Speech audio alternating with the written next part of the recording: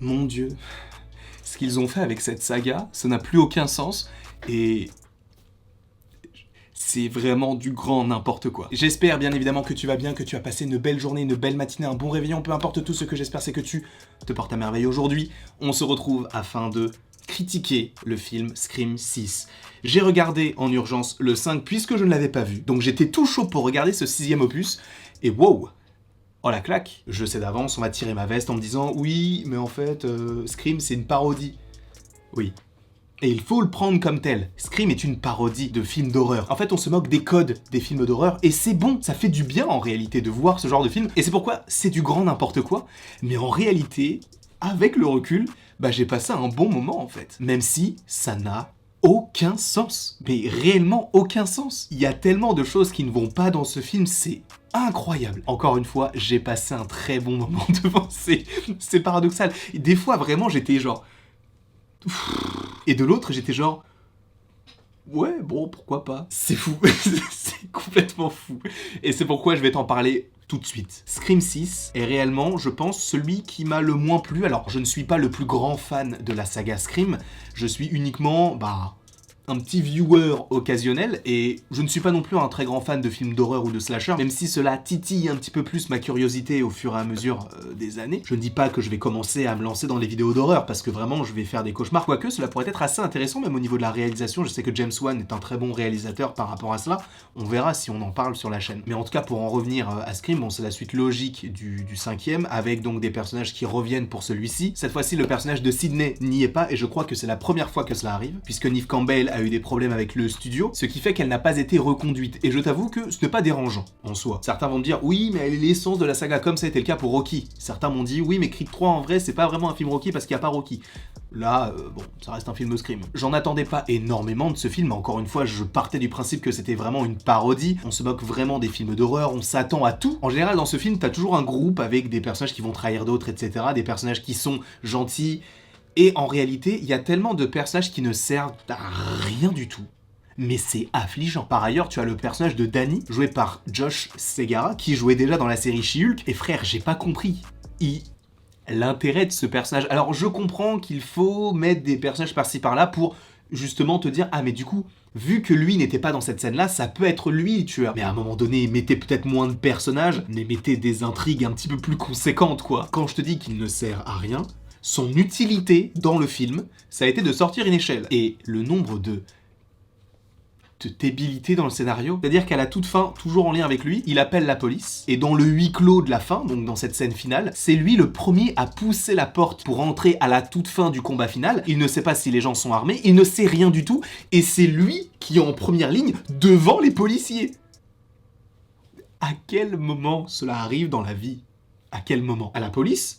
Il n'y a que 2 personnes. Une meuf du FBI nommée Kirby qu'on avait déjà vue dans Scream 4 qui survit comme par magie et qui dans Scream 4 était une simple élève. Là, quelques années après, elle est au FBI.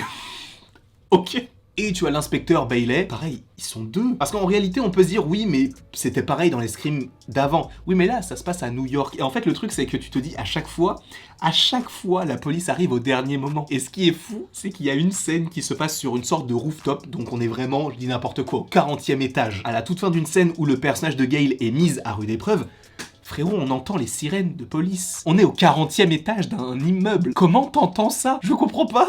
Je comprends vraiment pas. Et bon, ce sont des petits détails, mais en vrai, moi ça m'a fait rire. Il y a ce genre de choses qui me font rire. Il y a des personnages, ils se prennent 20 coups de couteau. Ils sont là genre, tu veux Curly? Ah, attends, il y a du coca au frais, t'en veux ou pas? Ils vivent leur meilleure vie. Le personnage de Tara, joué par Jenna Ortega, à la toute fin, elle se prend un couteau dans le dos, un couteau dans le ventre. Elle est là genre... Ça va ou quoi, la famille? Moi, bon, quoi, un couteau dans le foie?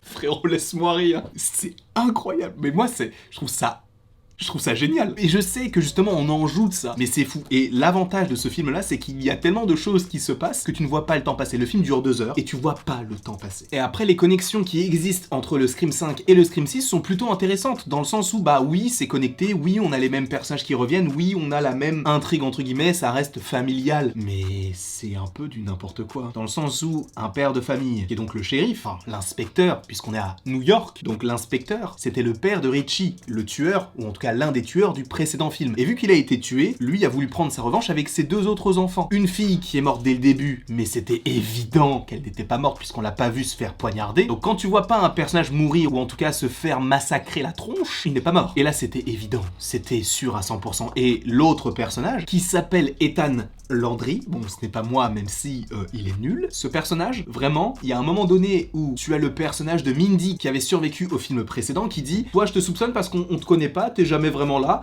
et d'un coup tu débarques comme ça alors que vraiment t'es ami avec personne !» Et le mec à la fin dit « Bah ouais, c'était ça les raisons. » C'est-à-dire que personne n'a écouté ce que l'autre a dit, et c'était vraiment les raisons. Je trouve ça fou. Vraiment. Et même, en réalité, ça c'est peut-être un petit défaut. Alors vous allez me dire que je donne que des défauts, mais en réalité, ce genre de petite incohérence ou débilité scénaristique, moi je trouve que ça va totalement avec ce Scream là, enfin genre je m'attendais à rien et j'ai pas été déçu en tout cas de ce point de vue là. En revanche, j'ai été déçu du fait que bah ça fait pas peur quoi. Personnellement je ne suis pas friand d'horreur et c'est peut-être pour ça aussi que j'ai passé un bon moment dans le sens où en regardant ce film je n'ai jamais été mis en danger et c'est peut-être un défaut qu'on peut reprocher à ce film là, où on se dit en réalité on n'a même plus peur du Ghostface. Mais vraiment, avant de terminer cette critique qui sera vraiment très très courte pour le coup, je me suis posé la question de mais comment ils font pour se prendre autant de coups et de n'avoir aucune trace? C'est-à-dire que quand tu as le Ghostface qui se prend des coups de poing, des coups de casserole et qu'ils retirent leur masque et on dirait qu'il sort d'une pub L'Oréal, on n'est pas logé à la même enseigne. Personnellement, si je frappe quelqu'un, je pense qu'il aura quand même une marque sur la tête. Là, non, il y a rien du tout. Et c'est fou parce que en fait, ça me fait rire parce que du coup, t'as le personnage d'Ethan qui est donc l'un des méchants qui va à un moment donné, ce n'est pas une blague, se prendre le couteau dans la gorge. Il va avoir déjà un premier coup de couteau ici, puis là, puis là, puis là, et plein dans le torse. Le mec se relève. Il essaie d'attraper le personnage de Tara, qui est en train de pendre, enfin en tout cas de se suspendre. Il se prend le couteau dans la gorge, c'est-à-dire dans la bouche, il a le couteau. Il meurt normalement, il meurt. Qu'est-ce qu'il fait à la fin? Il arrive à monter les escaliers pour rejoindre Tara et sa sœur, pour aller les tuer, et il se refait tuer. C'est-à-dire que le mec, il est mort 3 fois.